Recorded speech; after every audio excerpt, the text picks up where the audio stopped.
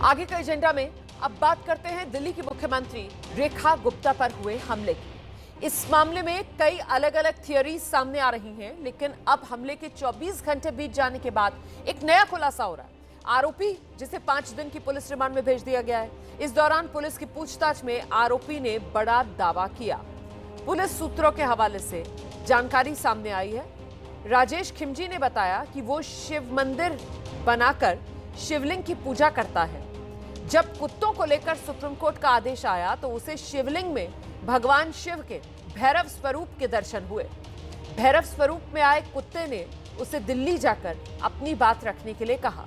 इसी के बाद वो दिल्ली आया था, ये दावा कर रहा है राजेश खिमजी।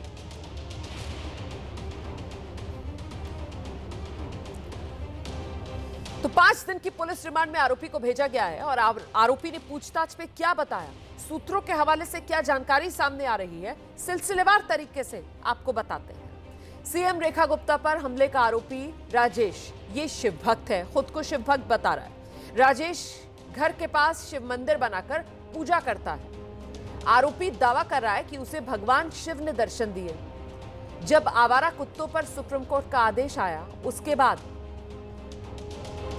राजेश को भगवान शिव के भैरव स्वरूप के दर्शन हुए सपने में। भगवान शिव के भैरव स्वरूप, उन्होंने राजेश को आदेश दिया कि दिल्ली जाए और दिल्ली जाकर अपनी बात रखने के लिए काल भैरव ने राजेश को कहा सपने में आकर। इसके बाद आरोपी राजेश घर से उज्जैन पहुंचा। राजेश का दावा है उज्जैन में भी उसे काल भैरव के दर्शन हुए। भैरव स्वरूप ने यहां भी दिल्ली जाने का आदेश दिया उसे।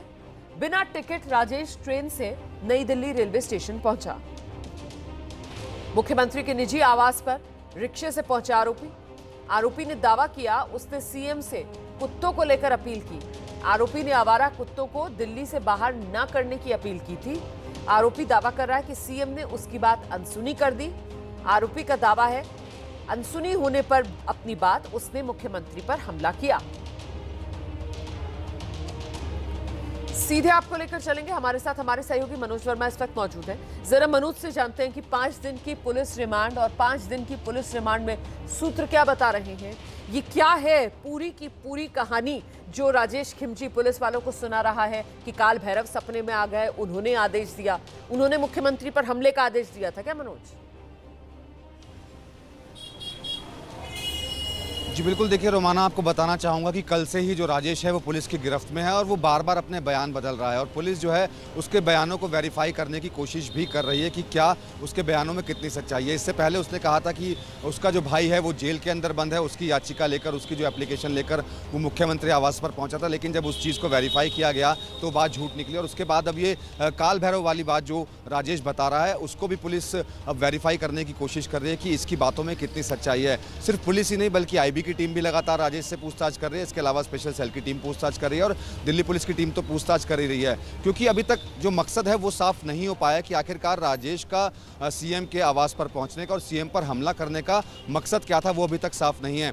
कल राजेश को जब कोर्ट में पेश करने के लिए ले जाया गया था तो उसको सबसे पहले मेडिकल के लिए ले जाया गया, लेकिन उसकी मेडिकल कंडीशन ठीक नहीं थी, इसलिए उसको एलएनजेपी में रात को रेफर किया गया था और देर रात में ही उसको एलएनजेपी के बाद ड्यूटी मजिस्ट्रेट के घर पर पेश किया गया, जहां से उसकी 5 दिन की अब रिमांड मिल गई। अब पुलिस का मकसद यही है कि राजेश अपनी जितनी भी थ्योरियां बता रहा है, क्या वो पुलिस को बरगलाने के लिए बता रहा है या फिर उसके पीछे कोई बड़ी साजिश थी। तो 5 दिनों के अंदर पुलिस उससे पूछताछ में यही निकलवाएगी कि आखिरकार वो सीएम के घर क्यों पहुंचा था और उसका मकसद क्या था। जी आप रहिए मनोज, मेरे साथ मैं लौटूंगी आपके पास। देखिए, दिल्ली की मुख्यमंत्री रेखा गुप्ता से जुड़ी इस वक्त की बड़ी खबर मैं आपको बताने जा रही हूँ। मुख्यमंत्री रेखा गुप्ता की सुरक्षा बढ़ा दी गई है।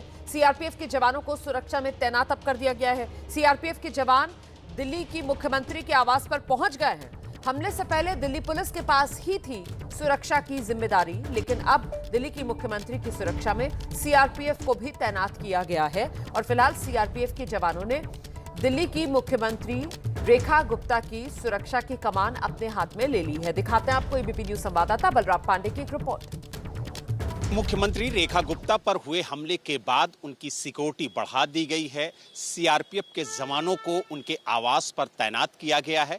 इस वक्त हम उनके सरकारी आवास पे ही मौजूद हैं और आप देख सकते हैं कि किस तरीके से उनकी सुरक्षा बढ़ाई गई है। और ठीक सामने आप देख सकते हैं कि जो सीआरपीएफ की गाड़ी है वो भी खड़ी हुई है। कई जवान यहाँ पर पहुंचे हैं सीआरपीएफ के उनकी सुरक्षा में तैनात होने के लिए। और जिस तरीके से मुख्यमंत्री की सुरक्षा बढ़ाई गई है, जो अंदर कर्मचारी हैं उनके भी आधार कार्ड को चेक किया जा रहा है और कोशिश यही की जा रही है अर्धसैनिक बलों के द्वारा कि जो सुरक्षा है वो पूरी तरह से सुनिश्चित की जाए। और इसी को लेकर के दिल्ली पुलिस के जवानों के साथ साथ अब अर्धसैनिक बलों के जवानों को भी तैनात किया गया है ताकि मुख्यमंत्री की जो सुरक्षा है वो पूरी तरह से सुनिश्चित हो सके। और लगातार अब जो सुरक्षा है वो बढ़ाई गई है। इसके साथ साथ उनके आवास में जो काम करने वाले लोग हैं उनके भी आधार कार्ड को चेक किया जा रहा है। और जब पूरी संतुष्टि हो जा रही है जो सुरक्षाकर्मी हैं,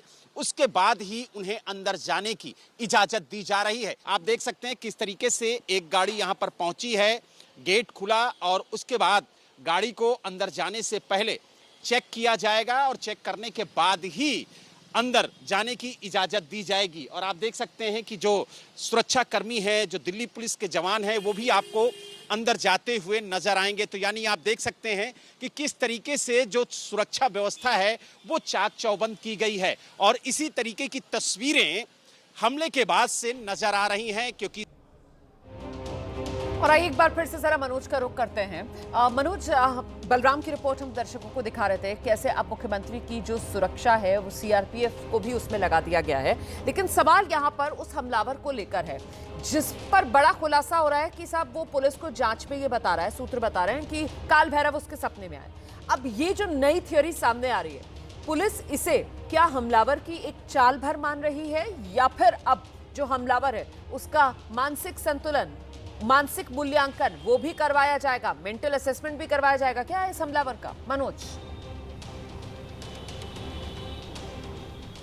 जी बिल्कुल, देखिए इस बात को भी डिनाई नहीं किया जा सकता जिस तरीके से लगातार वो अपने बयान बदल रहा है। पुलिस को कहीं ना कहीं लगता है कि उसकी मानसिक स्थिति जो है वो कहीं ना कहीं ख़राब ज़रूर हो सकती है। अगर पुलिस को ज़रूरत लगेगी तो किसी विशेषज्ञ से उसको चेक ज़रूर करवाया जाएगा। लेकिन इस बीच में जो पुलिस है वो पहले पूरी कॉन्स्पिरेसी जो रची थी उसने उसको पढ़ना चाहते हैं कि आखिरकार किस तरीके से उसने पूरी कॉन्स्पिरेसी रची थी।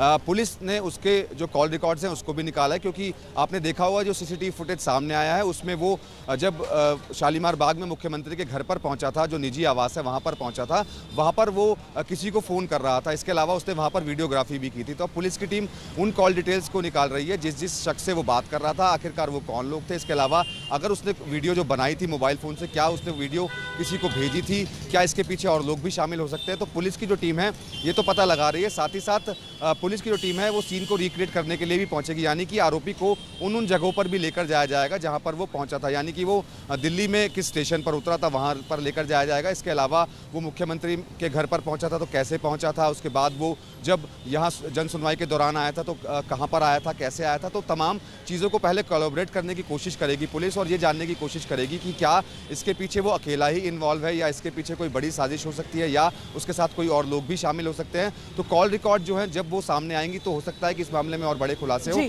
क्योंकि वो फ़ोन पर बात करता हुआ लगातार नजर आ रहा है। तो आखिरकार वो किससे बात कर रहा था। सूत्रों से जो हमें जानकारी मिली है कि गुजरात के किसी नंबरों पर ही उसने बात की थी। तो वो गुजरात के कौन लोग हैं जिनसे वो बात कर रहा था। तो अभी 5 दिन की रिमांड पर है, उन 5 दिन की रिमांड में तमाम खुलासे होने की उम्मीद है। बहुत शुक्रिया आपका मनोज वर्मा इस तमाम जानकारी के लिए। नजर बनाकर रखिएगा, कोई और अपडेट होगा तो दर्शकों तक पहुंचाएंगे। इस बीच दिल्ली की मुख्यमंत्री रेखा गुप्ता पर जन सुनवाई के दौरान हमला हुआ था, इसीलिए अब फैसला लिया गया है जन सुनवाई के दौरान दिल्ली की मुख्यमंत्री रेखा गुप्ता की सुरक्षा बढ़ाई जाएगी।